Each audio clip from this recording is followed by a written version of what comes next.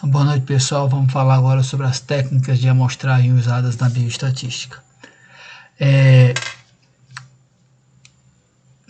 A ideia da amostragem, tá, pessoal, é para que a gente entenda que a gente já comentou um pouquinho sobre isso nas aulas anteriores, mas é que a amostra ela é utilizada dentro da bioestatística para representar o todo. Então, toda vez que eu falar em amostra, vamos supor, a amostra dos pacientes operados de apendicectomia no Hospital Geral de Fortaleza. Então, você tem lá uma coorte de pacientes que foram operados por apendicectomia no Hospital Geral de Fortaleza na última década, vamos supor, entre 2010 e 2020, entre 2011 e 2020.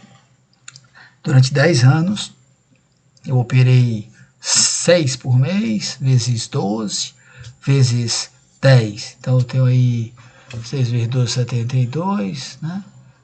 Vezes 10, eu tenho 720 pacientes operados ao longo dessa década. Então, esse é o universo que eu tenho. Eu quero fazer um estudo com uma amostra. Então, eu vou pegar parte desse universo. Então, qual é a ideia da amostra? É representar, inferir a partir dos resultados que eu chegue com essa amostra para o todo. Então, vamos supor que eu avalie 30%. 3 vezes 7 é 21, 200 pacientes. Eu avalio aí 200 pacientes. Qual é o objetivo? É inferir isso para todos os pacientes submetidos à apendicectomia no hospital terciário, porque é diferente do paciente que opera no hospital primário, ou na atenção secundária, ou na atenção terciária. Geralmente vai para a atenção terciária pacientes com apendicectomia que complicaram, que tinham apendicite mais grave, que era, por exemplo, tinha comorbidades, era diabético, era hipertenso, era cardiopata. As apendicectomias mais simples são feitas nos hospitais secundários, nos Gonzaguinhas, nos Frotinhas. Então, vai para o HGF os pacientes mais graves. Então, o meu objetivo de tirar uma amostra dessa coorte, ou mesmo que eu avalie a metade dessa coorte, não é para inferir só sobre a outra metade, que não foi avaliada, mas para inferir sobre uma população de pacientes operados submetidos à apendicectomia em um hospital terciário. Então, esse é o objetivo da amostra. Então, qual é a grande questão? É saber utilizar uma amostra suficientemente grande que possa refletir, que eu possa, a partir dela, inferir para o todo, mas também não pode ser excessivamente grande. Ela deve ser suficientemente grande, ou seja, ela não pode ser pequena, mas ela não pode ser além da conta.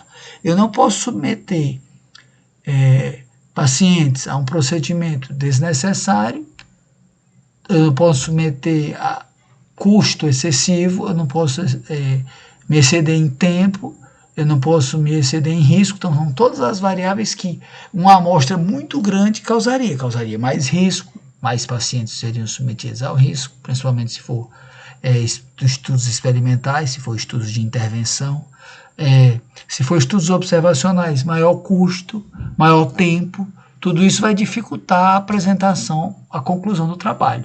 Então, ela deve ser grande o suficiente. Nós vamos ter uma aula mais para frente sobre cálculo do tamanho da amostra, exatamente para você acertar no ponto, nem pequena, nem excessivamente grande. E além disso, isso não é o tema da nossa aula de hoje. O nosso tema da nossa aula de hoje é o tema 2, é o segundo ponto. Os seus constituintes devem ser relacionados ao acaso, de forma randomizada. Essa é a melhor forma de selecionar pacientes de uma população para constituir uma amostra. Essa amostra, você deve evitar de todo custo a entrada sequencial. Então, o que é isso? Você faz primeiro um estudo, vamos supor, com 30 pacientes. Aí você calcula o valor do P, que é a probabilidade de estar certo, a hipótese alternativa, né? Quando o P é pequeno, a hipótese alternativa é verdade, a hipótese nula é falsa, que é o que geralmente os pesquisadores querem apresentar. E aí você faz o cálculo do tamanho você faz o cálculo do valor do P e encontra um P de 0,6. O P crítico, o P que o valor do P, nós vamos falar mais sobre isso depois. O valor do P que diz se o estudo é verdadeiro, se a hipótese nula é verdadeira ou falsa, é em torno de, o P é menor do que 0,05, de 5%. Isso é o que é usado em ensaios biológicos. Então você, por exemplo, faz um P e deu 0,066%, e diz, rapaz, bati na trave, vou colocar mais 2 pacientes na minha amostra para tentar encontrar um P de 0,5, de 0,05. Então isso é entrada sequencial, isso não deve ser feito, porque você aumenta a chance do erro tipo 1, erro alfa, que eu vou falar um pouco mais para frente. Ou seja, por enquanto entendam que dessa forma está incorreto. Depois vocês vão entender melhor por que está incorreto. E também deve-se preferir sempre a entrada aleatória ou probabilística, ou seja, todos os indivíduos da população devem ter igual probabilidade de serem escolhidos para a amostra.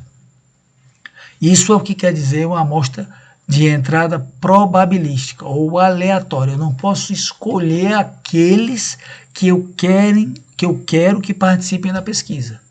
Isso nunca deve ser feito, porque você aumenta a chance de acrescentar no seu estudo erros de seleção. Nós vamos falar muito sobre isso mais para frente. Tá? Então, basicamente, o objetivo dessa aula é falar sobre esses 5 tipos, tá? Randomização simples, sistematização, estratificação, multistage e conglomerados. Os 2 primeiros eu vou explicar em mais detalhes. Os últimos 3, eles são menos usados em pesquisas clínicas, são mais usadas para pesquisas epidemiológicas. Talvez a Daniela, no curso a parte de epidemiologia, ela vai explicar mais sobre isso.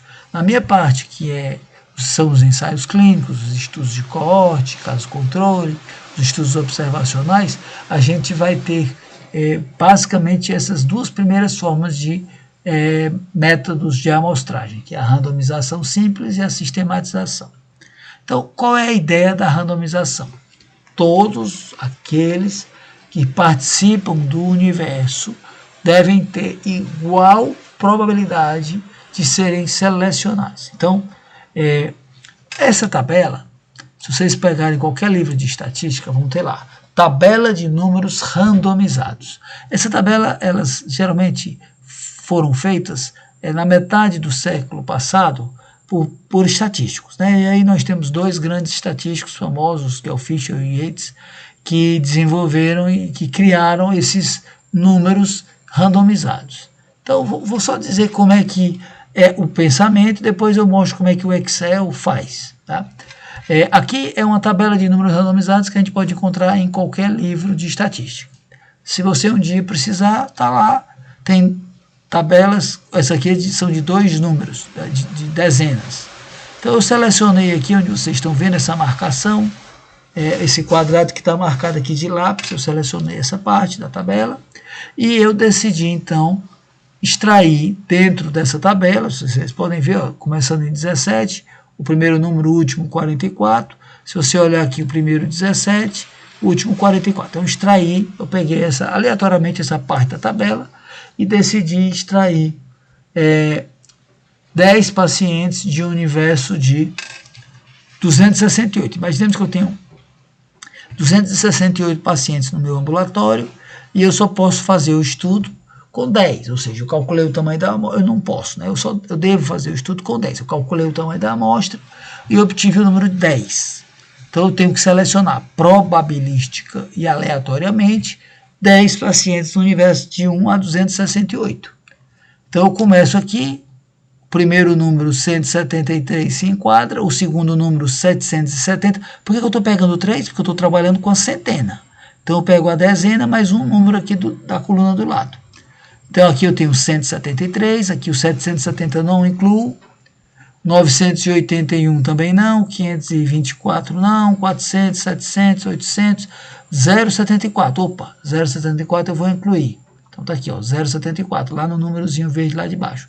0,05 também vou incluir, está aqui o primeiro da lista. 423 não está no meu universo, 138 está no meu universo, então 138 está aqui na lista. E aí assim eu vou, até que eu chego nos 10 primeiros números.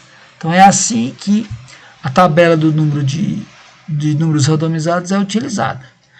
Atualmente, com a disposição do Excel, que a gente tem em todo computador que tem, você compra o Office, já vem o Excel junto, ele faz diferente. Você vai lá no Excel, você vai apertar aqui, acho que todo mundo já usou o Excel, pelo menos sabe que existe no seu computador. Você digita aqui em função, vai apresentar aqui a função, você vai digitar aqui aleatório entre. Aí você clica em OK. Clique em OK e vai apresentar aleatório entre. Eu coloquei aqui no caso, né, eu quis o valor inferior 1 e 268, que era o que a gente estava fazendo naquela outra tabela. Aí você clica em OK, vai aparecer, aí você coloca aqui quantos números você quer. Aqui eu coloquei esse universo, você vai puxando, você pode arrastar para o lado.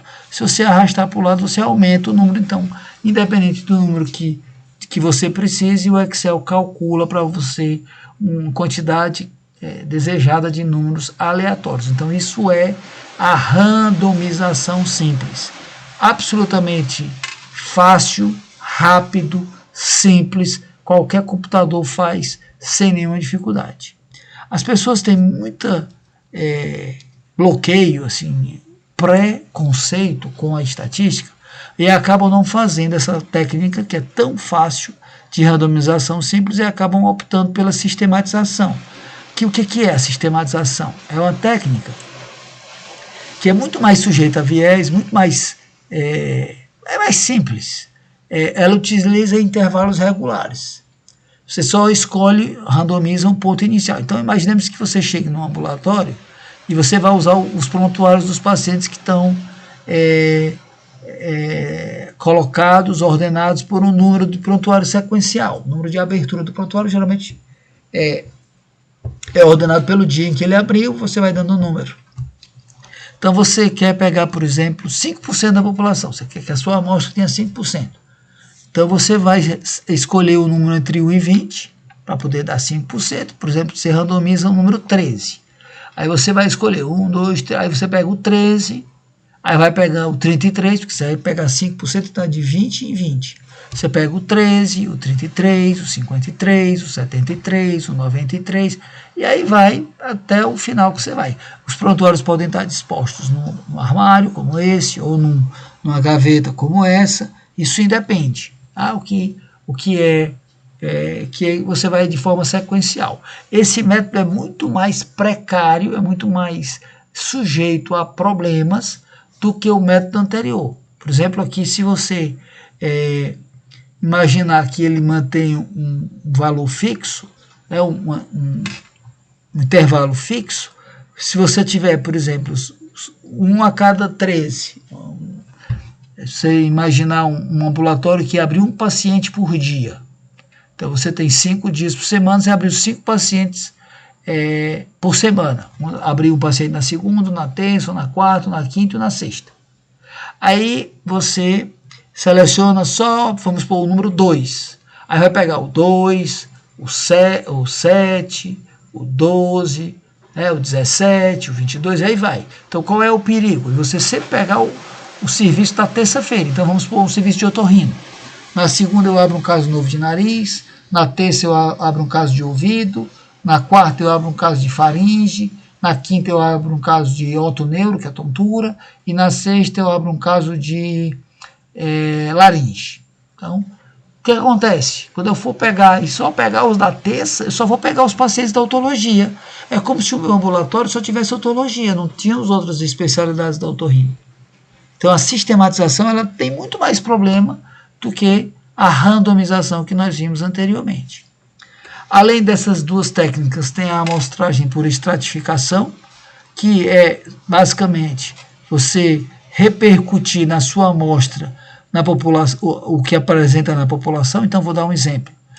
Quando eu fiz a minha tese de doutorado, eu quis estudar a prega vocal, a laringe da população de São Paulo. Então, eu dividi basicamente lá nos cadáveres que eu selecionei no sistema de verificação de óbitos da capital, lá da Universidade de São Paulo, eu selecionei alguns negros, eu não me lembro ao certo, que já foi em 2001, faz quase 20 anos, 19 anos. Então eu selecionei o número de negros, o número de asiáticos, o número de mestiços, o número de brancos, de acordo com a população. Então a minha amostra ela teve uma estratificação semelhante à estratificação da cidade de São Paulo. Então eu queria representar a laringe da população que habita a cidade de São Paulo, e eu peguei basicamente a distribuição da população, tinha mais em relação à raça, a mesma distribuição da minha amostra. A distribuição, a amostragem por multistage, geralmente é feito, como eu já falei, em estudos epidemiológicos, que você pega regiões, como por exemplo a região norte, você pega as capitais, as cidades do interior, aí faz grupos heterogêneos, você faz vários estágios para selecionar a amostra. E por conglomerados, você divide a população em conglomerados, seleciona aleatoriamente alguns conglomerados, não avalia todos, porque não tem como avaliar todos, então o primeiro estágio é a seleção aleatória dos conglomerados, e depois você seleciona aleatoriamente alguns indivíduos dentro dos conglomerados. Então, isso é mais usado, como já falei, em pesquisa, por exemplo, populacionais, como, por exemplo, eleição. Eles fazem amostragem por conglomerados. Tá? Então, vou encerrar essa primeira aula agora, que a gente falou sobre as técnicas de amostragem. Tá? Foi um prazer, até mais. Até a próxima aula.